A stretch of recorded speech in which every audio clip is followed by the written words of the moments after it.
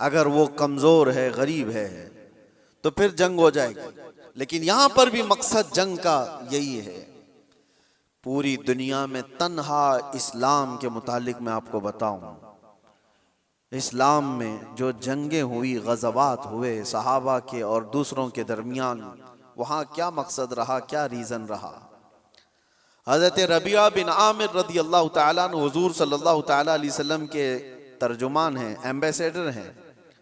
जब वो ईरान में गए थे वहां के बादशाह के पास पैगाम लेकर इस्लाम का, तो आपसे पूछा गया था कि आप लोग क्यों ये पैगाम पहुंचाना चाहते हैं हर जगह, और क्यों लड़ना चाहते हो या मुकाबला करना चाहते हो। आपने कहा हमारे आका सल्लल्लाहु तआला अलैहि वसल्लम का फरमान आलीशान है, ला ततमन्नौ लिक़ा अदुव्विकुम, दुश्मन से मुठभीड़ होने की, जंग करने की तमन्ना भी मत करो, जंग करने की ख्वाहिश मत रखो।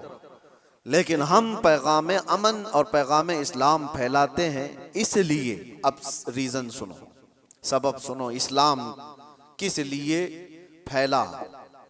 हजरत रबिया बिन आमिर कहते हैं कि हमारा सिर्फ एक मकसद है कि इंसानों को इंसानों की गुलामी से निकालकर खालिक की आप बंदगी में लगा दें, अल्लाह की बंदगी में और उसकी इबादत में लगा दें। हमारा मकसद ये है इंसान इंसान का गुलाम ना रहे।